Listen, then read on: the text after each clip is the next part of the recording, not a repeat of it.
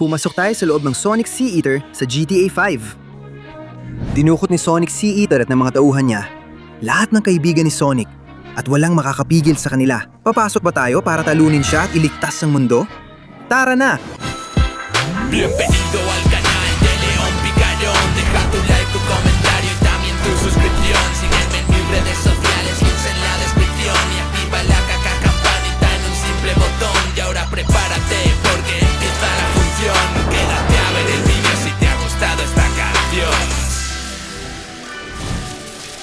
Ngayon, gustong-gusto kong mag-drive sa kalsada at mag-ikot-ikot gamit ang kotse ko. Teka, susubukan kong dumaan dito. Mukhang magiging masaya to. Oo. Dirito ako pumapasok sa studio at lumalabas dito. Sa totoo lang, talagang kamangha-mangha at kahanga-hanga ito. At ngayon, sandali, ano yun sa banda ron? Mukhang, ano ba yan?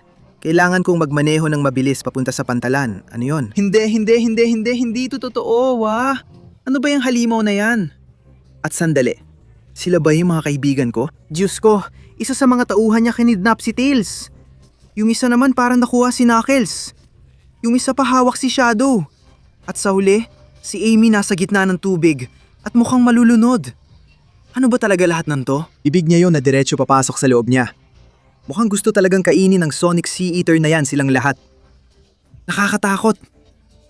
Bilisan ko, kailangan kong may gawin. Todo bilis ako gamit ang kotse, kahit sobrang taas niyan. Parang imposibleng makaakyat ako hanggang doon. Maliban na lang kung, sandali, may rampa pala na diretso papunta sa bunganga ng Sonic Sea Eater. Kahit na mahirap yon, pero kailangan kong kumuha ng buwelo. Pwede rin akong umangat gamit ang turbo at baka makarating sa kanya. Sige, oras na para gumawa ako ng talon para iligtas ang mga kaibigan ko. Maghanda ka, Sonic Sea Eater.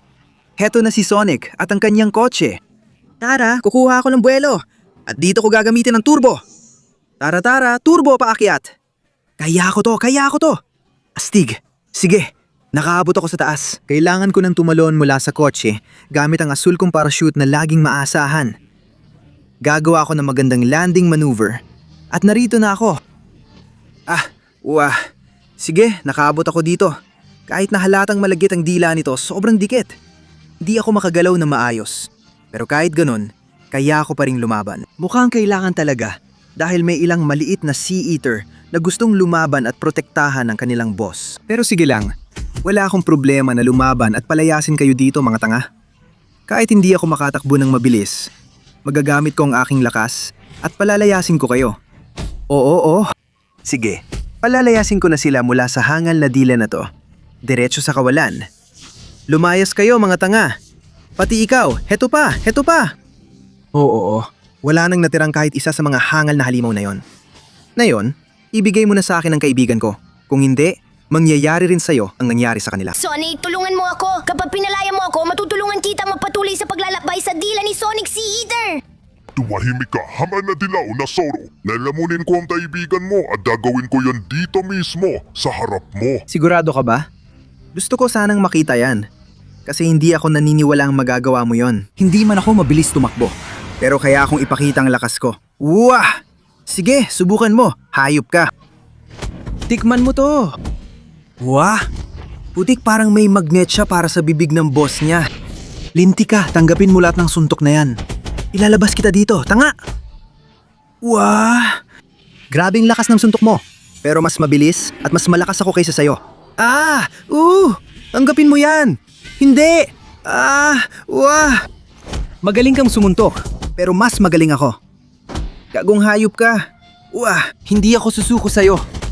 Tanggapin mo lahat na malalakas sa suntok. Paano niya natitiis at saan siya kumukuha ng lakas? Mahahagis niya ako pababa at imposibleng makaakyat akong muli. Wah! Hindi mo ako pwedeng itapon. Kailangan malapit ako sa dila. Panggapin mo to! Wah! Alam mo ba kung anong sasabihin ko? Dito at ngayon matatapos to. Wawasakin kita gamit ang buong lakas ko. Wah! Tanggapin mo yan. Paalam na, tanga. At huwag ka nang bumalik para mga bala. Sige, malaki ang nawala sa lakas ko. Pero kinailangan ko siyang talunin. Ngayon, di pa rin ako makakilos ng mabilis. Pero Tails, Kaya kitang palayain sa nakakainis na kulungang yan. Maraming salamat, Sonny! Salamat, iniligtas mo ako! Ikaw ang the best!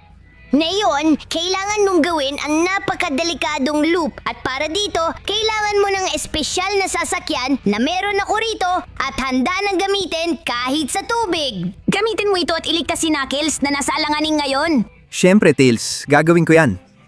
Gumagana ang motor at handa na ako sa kahit ano. Heto na ako. Paandarin na ang gulong at ihanda ang motor.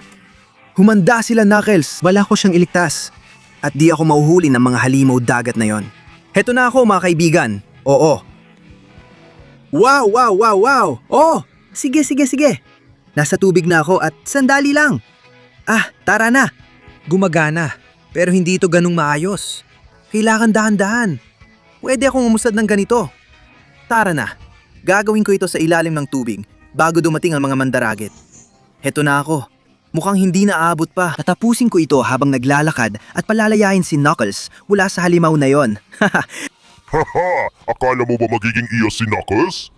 Sonic, mag-ingat! Maraming halimaw sa tubig na ipapadala yan laban sa'yo. Hindi mo magagawa ang loop na to habang hinahabol ka ng mga halimaw.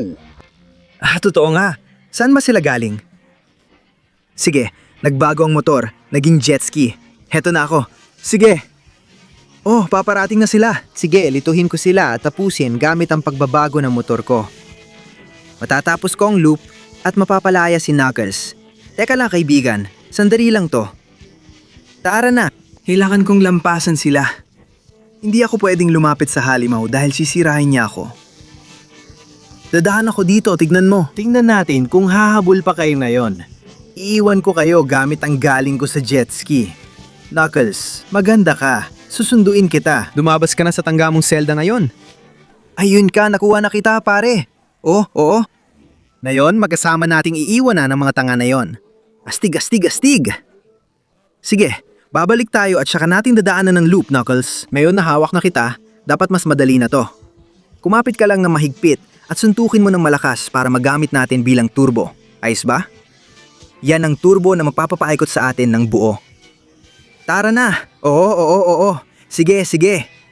Ay grabe, nahulog si Knuckles. Pero nagawa niya. Salamat pare. Wala nang silbi ang motor na to. Pero ang mahalaga, napalaya ako na si Knuckles. At ngayon, palalayain ko naman si Shadow. Grabe. Mukhang may mga pader at pagsubok akong haharapin. Pero kakayanin ko to. Sige. Parang imposibleng makaakyat pero baka dito. Subukan kong tumalon. Ayos, nakaakyat na ako. Ngayon, ang hirap nito. Pero kailangan kong mag-parkour. Sige, aakyat ako. Kailangan ko na lang tumalon. Sige, ayos ang takbo ko kahit medyo delikado. Pero doon, may posibilidad na makaakyat at maiwasan to at hindi mahulog sa tubig na puno ng pating at mga halimaw sa dagat. Sige, oo, taya ko to. Hindi naman ganun kahirap. Kailangan ko lang tumalon ng paunti-unti. Sige, oo. Aakyat ako dito. Pati dito. Sige. At pati dito rin. Astig, lalong gumagaling ako. Uy, mukhang delikado ang akyat na to. Oo. Nakuha ko na. Sige. Ang hirap nito. Pero nakarating ako sa pinakamataas. At grabe, Diyos ko. Lalong humihirap. Pero kaya ko to. Kailangan ko lang tapusin ang parkour na to at makakaharap ko na si Shadow.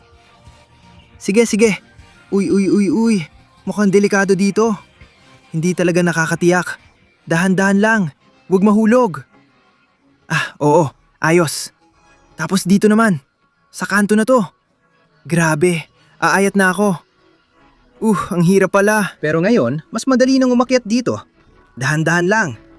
Sige. Kaya ako dito. Konting akyat pa. Aabot na ako sa pinakataas. Oo. At ngayon, kailangan kong tumalon sa plataporma. Mahirap. Pero kaya ko to. Oo. Astig. Mahirap pero nagawa ko. Nandun na naghihintay ang kumuha kay Shadow. Hindi ko alam anong gagawin ko. Malakas siya at hindi na magiging pareho ang lakas ko. Pero may naisip ako. Hindi siya makakaayat sa tubig kung matutulak ko siya. Kaya gagawa ako ng sorpresang talon. Sorpresa! Tigilan mo ang kaibigan ko. Oo. Paalam na, tangga. Ginawa ko itong mabilis, pero babalik siya. Palalayain ko na si Shadow. Sonic, hindi ba obvious na hindi gumagana ang pagtatapon ng mga halimaw sa tubig? Hindi sila marunong lumangoy. Uy, pwede ka namang magpasalamat sa pagsagip ko sa'yo. Tahimik ka, Sonic. Hindi mo ba nakikitang walang sasay ang ginagawa mo? Na yon, pag lumapit ka, lalapit din lahat ng halimaw sa'yo. Ikaw, anong magagawa mo sa tubig? Wala ka namang magagawa. Iniaalok ko sa'yo ang kapangyarihan ng kaguluhan ko para magamit mo ito kasabay ng tubig at magbago ng anyo. Magiging parang supersonic ba ako sa tubig? Gamitin mo ang kapangyarihan ng kaguluhan para harapin ang halimaw at maligtas si Amy. Siya na lang ang natitira. Sige, Shadow, kung ikaw ang nagsabi, tinatanggap kong kapangyarihan mo. Oo, ito ang kapangyarihang pantubig. Ang galing. Oo, sandali lang. Ano bang ginawa mo sa akin, Shadow? Ayos lang. Ngayon, isa na akong nilalang na pantubig at mas kaya ako nang gumalaw sa tubig para iligtas si Amy. Pero ayoko talaga nito. Mukhang mas mabilis na nga ako makakagalo ngayon. Parang isda sa tubig, literal.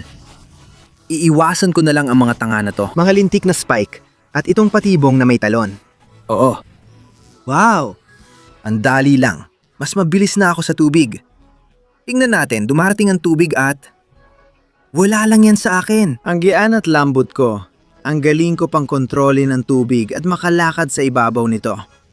Gustong gusto ko to. Hihintayin ko ang tamang sandali at... Ngayon na.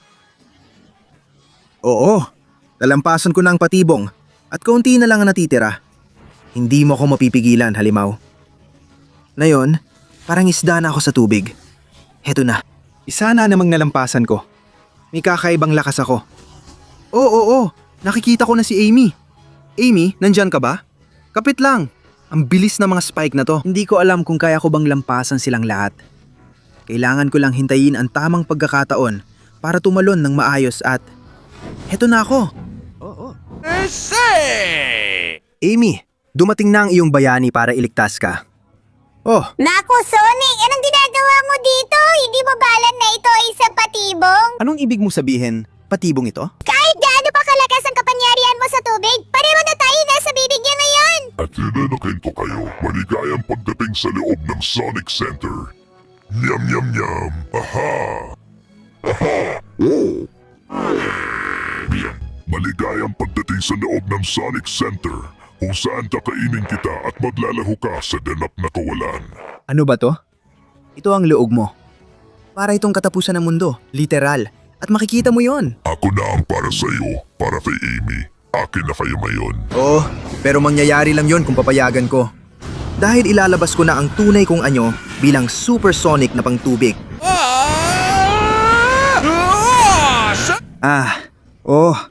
Ako na ngayon ang pating na kumakain sa ibang mga halimaw sa dagat. Eto na ako. Tanggapin mo to. Paalam. Oo. Halika rito, tanga. Akala mo ba may kapangyarihan ka dahil nasa loob kami ng katawan mo? Hindi sapat yan para talunin ako. Tanggapin mo to, tupa at tupa. Sige. Parang minsan, parang lumalabas kami mula sa loob mo. Ilalabas talaga kita mula sa sarili mo. At doon mo makikita kung gaano kakawalang kwenta.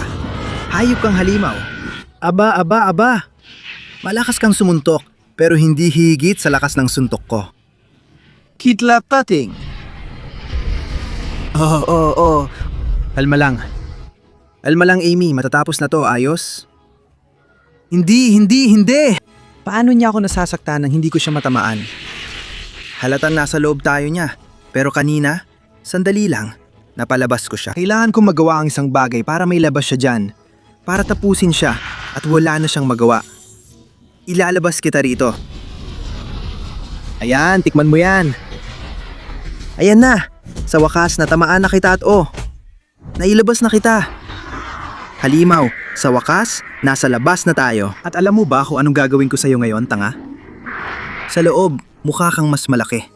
Pero isa ka lang palang, walang kwentang halimaw. Dito ka lang sa lupa dahil kailangan mo ng tubig para mabuhay. Sa totoo lang, napakaliit mo pala.